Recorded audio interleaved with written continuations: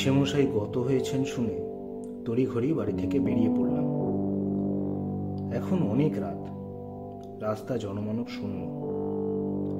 এত রাতে গাড়ি ঘোড়া কিছুই নেই প্রায় রাস্তায়।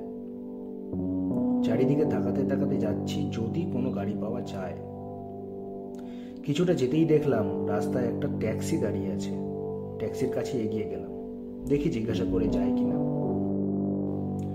দাদা, যাবেন নাকি? কোথায় যাবেন? গোবরডাঙ্গাতে। যাব, কিন্তু 50 টাকা বেশি দিতে হবে। এত রাতে বুঝতেই পারছেন। আমি আর কিছু না ভেবে গাড়িতে উঠে বসলাম। বুঝলাম সত্যি অনেক রাত হয়েছে, একটু তো মানিয়ে চলতেই হবে। গাড়ি ছুটে চলেছে। হঠাৎ ট্যাক্সিটা জোরে ব্রেক কষে থেমে গেল। কি হলো দাদা?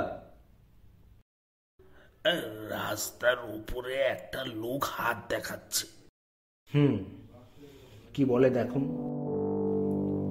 লোকটা জানালার কাছে এসে খ্যানখ্যানে গলায় বলল, আমাকে একটু গৌরীপুরে ছেড়ে দেবেন? ড্রাইভার আমার দিকে তাকাতেই আমি ঘাড় নেড়ে সম্মতি জানালাম। লোকটি গাড়িতে উঠে বসল। ড্রাইভার আবার গাড়ি ছুটিয়ে দিল। লোকটি চুপচাপ গাড়িতে বসে আছে, মুখে কোনো কথা নেই, স্থির চোখের দৃষ্টি। হঠাৎ গাড়ির গতি বেড়ে গেল। আমি চিৎকার করে উঠলাম, ও ভাই, ও ভাই, আরে গাড়ি আস্তে করুন, এত জোরে চালাচ্ছেন কেন? আমি সামনের সিটে তাকাতেই আমার হৃৎপিণ্ডটা যেন স্থির হয়ে গেল, হাত পা অবশ হয়ে গেল। দেখি যে গাড়ি চালাচ্ছে তার মাথা নেই। পাশের বসে থাকা লোকটার চোখ দুটো ফাটার মতো জ্বলছে। হঠাৎ গাড়িটা ডিগবাজি খেয়ে উল্টে পড়লো। আমি আর লোকগুলো ছিটকে দূরে পড়লাম। কিসে যেন চোট লেগে আমি জ্ঞান হারালাম। চোখ খুলতেই দেখলাম আমি একটা গাছের পাশে পড়ে আছি। মাথায় চোট লেগেছে, খুব ব্যথা হচ্ছে। আশপাশটা দেখতেই দেখলাম ওরা দুজন আমার দিকে এগিয়ে আসছে, দুটো হাত বাড়িয়ে গলা টিপতে আসছে। আমার ভয়ে গলা শুকিয়ে এলো, হাত পা অবশ হয়ে গেল।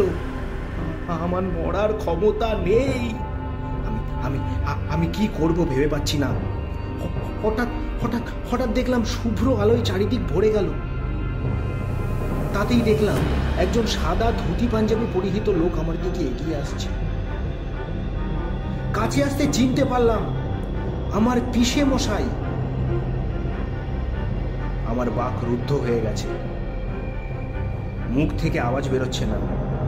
উনি এসে আমার হাত ধরলেন। আমি চারিদিকে তাকিয়ে দেখলাম আমার আশেপাশে আর কেউ নেই। আমি সম্মোহিতের মতো ওনার পিছন পিছন হাঁটতে শুরু করলাম। উনি খুব ভালোবাসতেন আমায়। পূব আকাশে আলো ফুটে উঠল। আস্তে আস্তে পিসেমশাই অদৃশ্য হয়ে গেলেন। আমি রাস্তায় উঠে এলাম। এ সত্য আমার কাছেই থেকে গেল। এ সত্যের ভার আমায় সারা জীবন বয়ে বেড়াতে হবে। পিসিমশাই ভীষণ ভালোবাসতেন আমাকে। সারা জীবন সত্য ও নিষ্ঠার পথে চলেছিলেন। তাই হয়তো তার তেজ রাশির জন্য আজ এক জঘন্য পরিণামের হাত থেকে আমি উদ্ধার পেলাম।